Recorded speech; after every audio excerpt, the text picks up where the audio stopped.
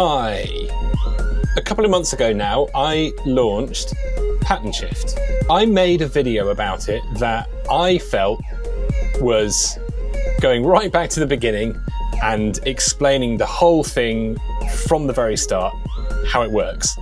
There were a not insignificant number of people who were perplexed, to say the least. I mean, a bunch of people did get it, but I realized that the people who did get it already knew about ScapeShift, which is something that I launched before PTNSHIFT, which is the kind of plug-in composition version of PTNSHIFT, but it uses the same engine as PTNSHIFT, and I realized that I was explaining it assuming people knew how the engine beneath this creation works. And that's actually really, really crucial. I mean, you know, the hindsight is 2020. I don't know what I was thinking. So very sorry to all of those folks who came across PTNSHIFT, came across that video and like, what the hell is this? Anyway, in this video, I am going to attempt to roll it right back to the very, very beginning to explain how this whole thing works for somebody who has never, ever seen it before. A quick thing I'm going to do before that is I'm going to turn down this rather attention commanding lead. Okay, a bit more chill now. That's good. So before I touch any of these controls or tell you anything about how you can actually change things here, let me start from the very, very, very beginning. And really the very beginning is, well, how we make music today. So if you are a music maker in 2025, you have probably used a DAW.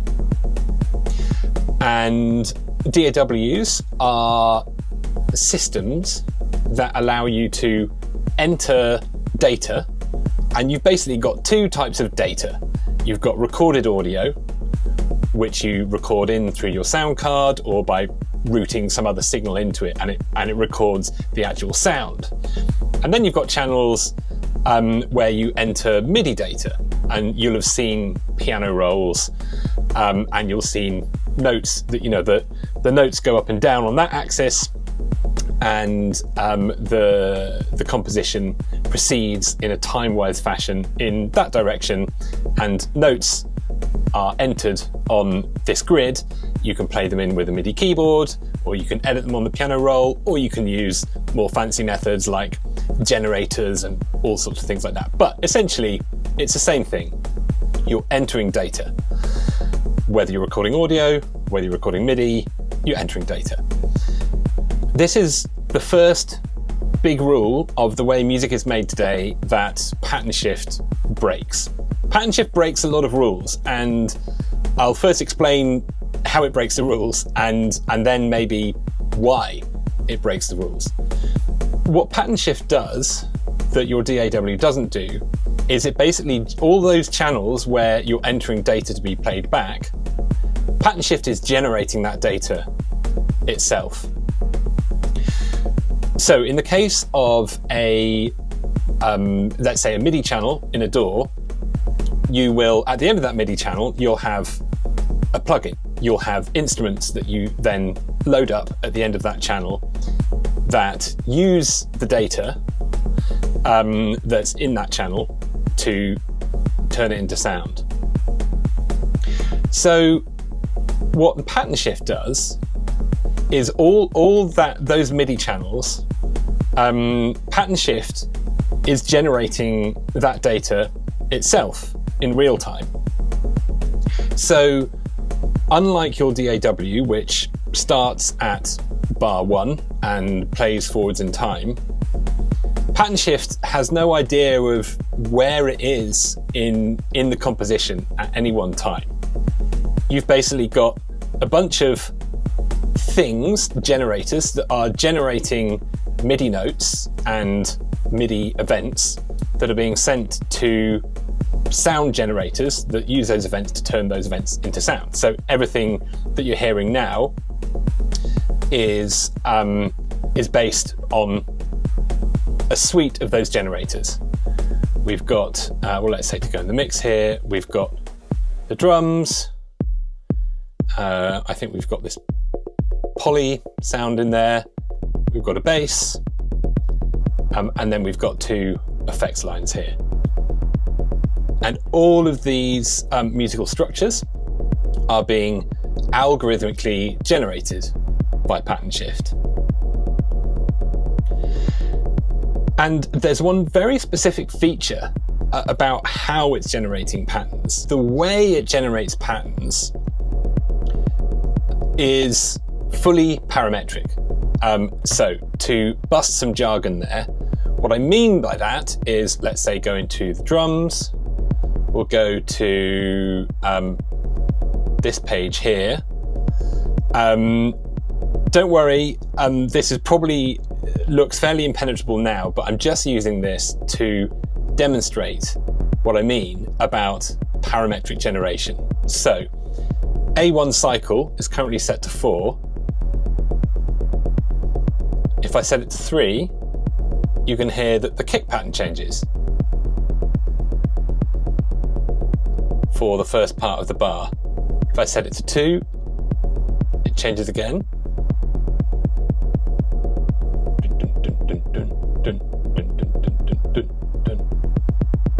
And there's 16ths. And you can hear that I am changing this parameter continuously while the music is playing. And every single thing in pattern shift that generates events is parametric like this. And that opens up some very cool things that you can't do in your DAW.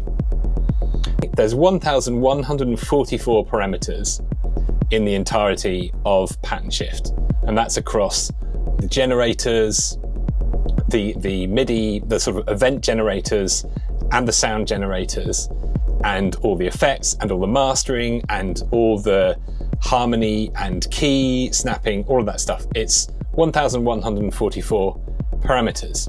Pattern shift is a layer on top of that that manages those parameters. And the first thing to know about how it does that is that you can save what are called patterns. So a pattern captures all of those 1,144 parameters, and it saves that down in a bit of memory. So I'm just going to add that here. I press the, well, okay, first, before we do this, another thing that's useful to know, we're in note mode. Note mode is an infinite journal of patterns. So it's a place that I've designed to be a sort of scratch pad. I mean, imagine, you know, maybe some of you journal, actually like, you know, writing on a piece of paper. Some gigabrain people, gigaheart, gigamind people do morning pages. You know, you'll journal, you'll wake up every morning, you give yourself 10, 15 minutes just to write, and you write whatever comes into your head. And that is a sort of a process of getting in touch with your own creativity. This is really what I designed the note page to be this sort of like endless scroll of patterns. Okay, so this is a sort of blank slate version of pattern shift. Here's the one pattern that we were playing back when I started. I've already gone to the mix, I've taken out the lead, and I'm now going to save this new pattern here. And if I do that, obviously that plays back exactly what's playing already. If I go back here, then we play back what was playing at the very beginning of the video, and so on. Back to this one. So inside each of these patterns, to remember, this is every single parameter. It's the MIDI notes, well, the way the events are being generated, the way the sounds are being generated, the effects parameters, all the mix parameters. So for example, I could say I'll just dial down the drums here. I'll save that as a new pattern. So dial up the drums, and I'll just completely dial back that polysynth, and I'll add that as a new pattern.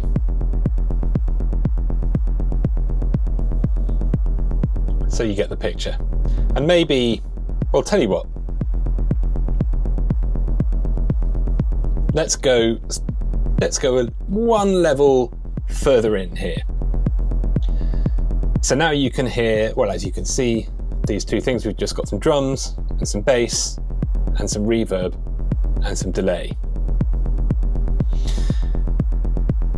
So up here, I'm in this browse mode, and this is controlling what these knobs and buttons are doing here. So in browse mode, I am controlling the entirety of the pattern that you're hearing right now.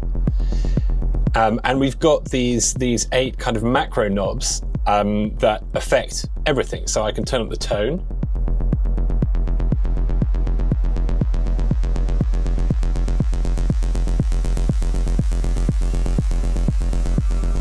Turn down the tone. Or I can turn up the noise.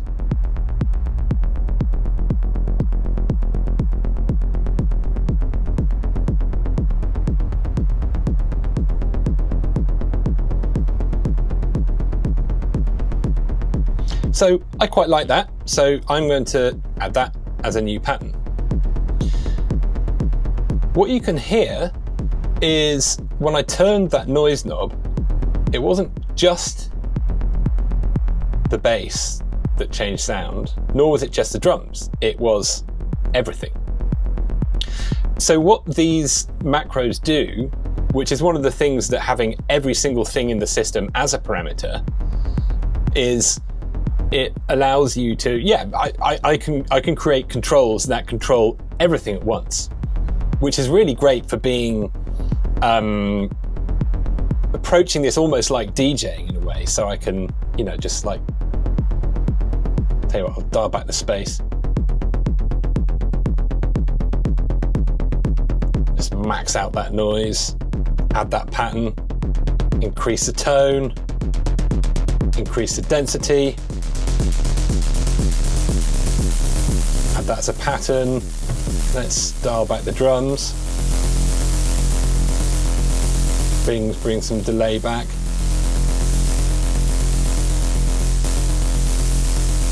Dial back the noise.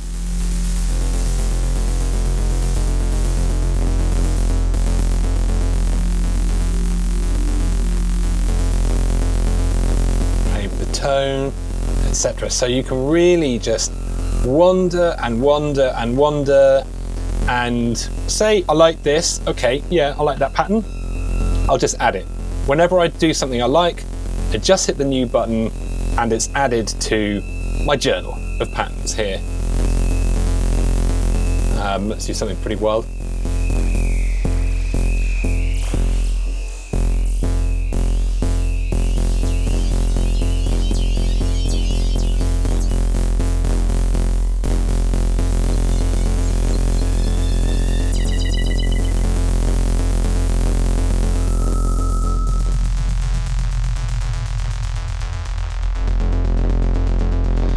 Okay, so what I'm going to do here is I'm going to bring back some drums from one of these patterns because, well, when I bring the drums back here, they've had quite a lot of manipulations happening to them in the background with all of these macro knobs. So they're now on 16ths. That's been happening in the background because I've had the fader down, brought the fader back up, and they're all mangled and you've got the kicks firing on 16ths, which maybe you want, maybe you don't want. I'm going to save where I've got to here, just add new. And what I'm going to do is I just want the drums from one of these earlier patterns. So I go into the drum engine. Drum engine is illuminated here.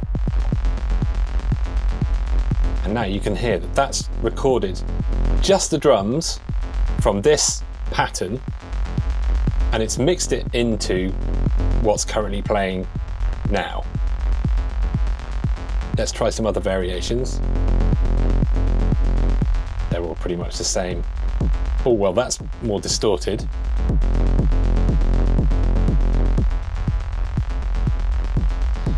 You know what, I like some of that distortion, but maybe not so much of it. So what I'm going to do here is go back to the first page of drums and dial back some of this noise, which makes it a little bit less distorted. And now I'm going to add this as a pattern. Okay, I need to stop here for a bit and stage a little bit of an intervention from the edit suite, because there's a really crucial point that I didn't get to in the video. This is just a screen, this is not a push, and these are my hands. These pads and the colors and how they work. The colors are basically selected as random. I did look into ways to somehow reflect what material is inside the pattern, but it's basically, it's an entire PhD's worth to get an algorithm like that that actually works really well. So for now, they're sort of semi-randomly selected colors. The other thing that I forgot to mention is that this is the play button here. You can stop all the patterns by hitting the play button while it's playing, and it'll stop all the note generators generating notes, but it'll keep all the other engines running, like the delays, etc. When you want to play again, you can either hit the play button or you can hit a pattern. Okay, back to the edit. So now you've seen some of the ways. I mean, this is barely scratching the surface of what you can do with patterns inside PTNSHIFT, but now you know that this is fully parametric. Let's have a look at some of the cool things you can do with a fully parametric system that you cannot do in your DAW. Okay, so we've got some fairly good variation going on between these patterns.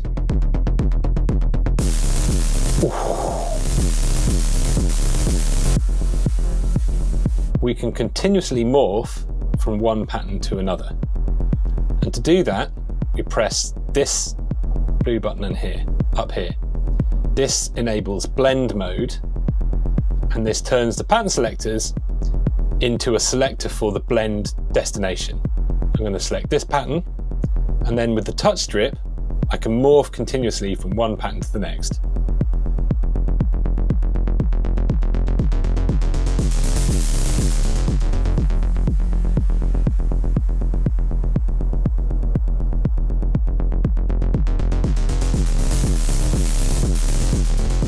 And I can let go, say, somewhere in the middle, like this. I quite like that. And then let's select another pattern as a destination. Touch the morph pad, morph strip.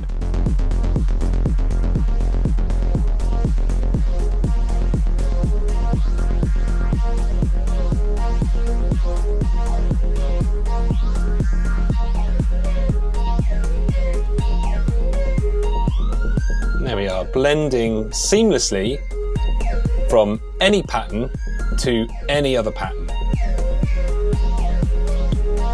And you can let go of the blend strip at any point between the start and the end.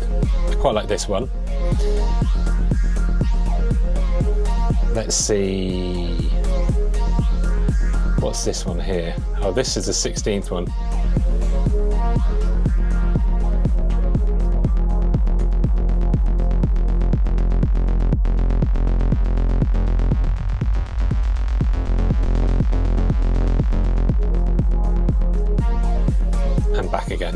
Try this one.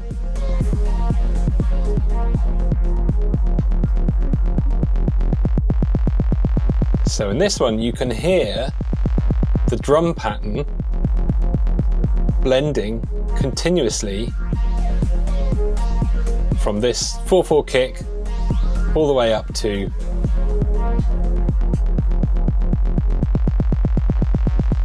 the 16ths in this pattern.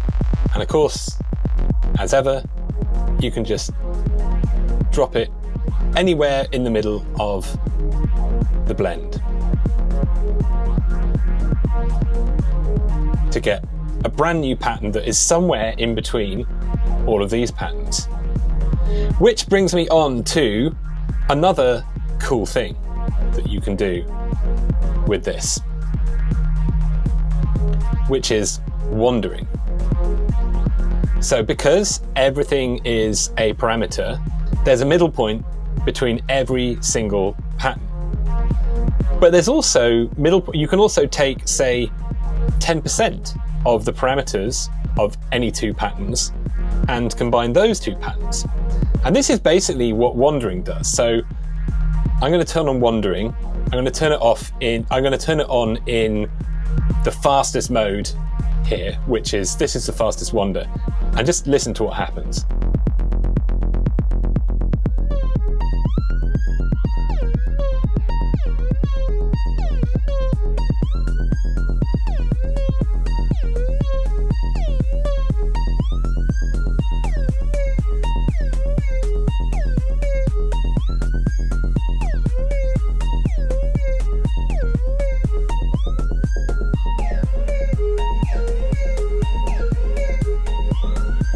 You can hear it making continuous variations between all the patterns that we've saved down here.